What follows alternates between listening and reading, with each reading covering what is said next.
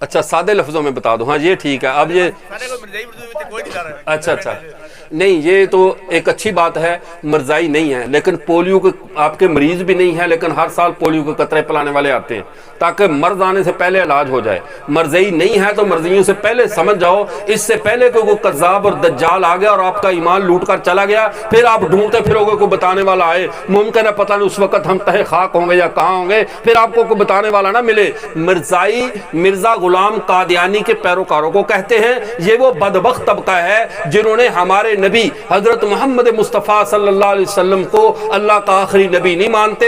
پنجاب قادیان گرداسپور کے اندر پیدا ہونے والے مرزا غلام قادیانی کو اللہ کا آخری نبی مانتے ہیں, اور پھر اس سے بڑھ کر ظلم یہ کرتے ہیں, یہ ہمارے پیغمبر کے خاندان کی بھی توہین کرتے ہیں, ہمارے نبی کی بھی توہین کرتے ہیں. مرزا غلام قادیانی کہتا ہے تم ایک حسین کو روتے ہو, ہزار حسین از در گریبانم. جیسے ہم کہتے ہیں تیرے جیسے تو ہزار میرے ناڑے کے ساتھ بندھے ہوئے ہیں, کہتا ہزار حسین میرے گریبان کے ساتھ بندھے ہوئے ہیں, مجھے ان کی اوقات نہیں ہے, میرا درجہ حسین سے زیادہ ہے. اب ایسے بدبخت کو پھر کہتا تم مردہ علی کو روتے ہو, میں زندہ علی تم میں موجود ہوں.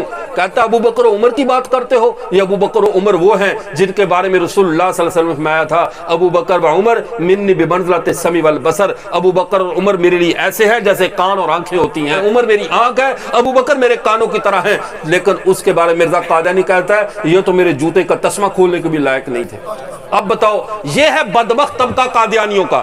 یہ شیزان والے بھی قادیانی ہیں, یہ ہمارے نبی کے دشمن ہیں. آپ ایک شیزان بوتل پی کر آپ سمجھتے ہیں میٹھی ہے, بچوں کو بڑی پسند ہے, دکان والے بھی لا کر رکھتے ہیں, جہاں دکاندار بیٹھے ہیں وہ بھی ایمانی غیرت کا ثبوت دیں, اور قادیانی کی مصنوعات نہ بیچا کریں, اپنے نبی کا دل مت دکھایا کریں. گنبد خضرا بھی جب تم قادیانیوں سے ہنس کے ملتے ہو, جب تم ان کی شیزان خریدتے ہو, جب تب ان کو چودھری صاحب کہہ کر سلوٹ کرتے ہو, تو اس وقت گنبد خضرا میں تمہارے پیغمبر کا دل دکھتا ہے. بس یہ بات ذہن میں رکھا کرو. اب تم تو ایک بوتل پی کے فارغ ہو گئے, لیکن اس سے حاصل ہونے والا نفع قرآن پاک کے معنی کو بدل کر 40 زبانوں میں اس کو تحریف کر کے پوری دنیا میں پھیلایا جاتا ہے. پھر جتنے لوگ مرتد ہوتے ہیں ان سب کا گناہ آپ کے کھاتے میں آتا ہے. اس لیے قادیانیوں کے زمینوں پہ مزدوری بھی نہ کریں.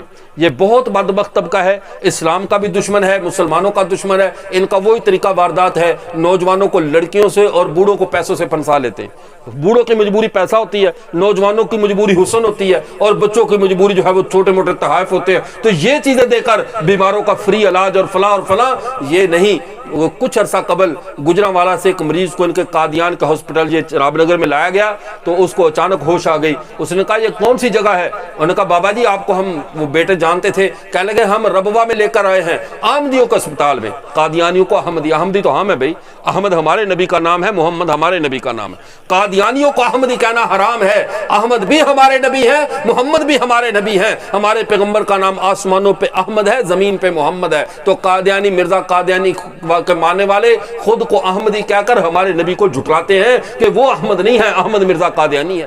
اب جب وہ لے کر آئے اس بابے نے, بڑی عجیب, جب وہ حالانکہ اس کے دل کا مریض تھا, اس کے دل میں سٹنٹ کیا ہوتے ہیں وہ ڈالنے والے ہوتے ہیں, وہ جو اس کا دل کے وال وغیرہ بند ہو جائیں. اس کو لے کر آئے, وہ بستر سے اٹھ کر چھلانگ آ کر کھڑا ہو گیا. کہنے لگا مجھے اس بیماری میں مرنا قبول ہے, محمد کے دشمنوں سے میں علاج نہیں کروا سکتا. جب اس کو پھر ایمرجنسی میں لاہور لے کر گئے, ڈاکٹروں نے جا کر اس کا دل کو دیکھا, اس نے کہا اس کے دل میں تو اب بیماری کوئی نہیں رہی, دل میں بیماری کوئی نہیں رہی. جو رسول اللہ کے لیے غیرت اختیار کرتے ہیں پھر اللہ کی رحمت بھی جوش میں آ جایا کرتی ہے. آپ بھی رسول اللہ کے لیے غیرت کریں. میرے پاس ایک دو مثالیں نہیں, 20 مثالیں ہیں, لیکن میں اس کو اس لیے نہیں بتاتا کہ آپ فضائل سن کر نبی کے ساتھ آئیں. نہیں, اب میں یوں کہوں اگر رسول اللہ کے ساتھ چلنے پہ آپ کو چھوٹا چھوٹا کیما کر کے بھی ٹکڑے کر دیا جائے تب بھی سمجھنا کہ آپ فائدے میں ہو, نقصان میں نہیں.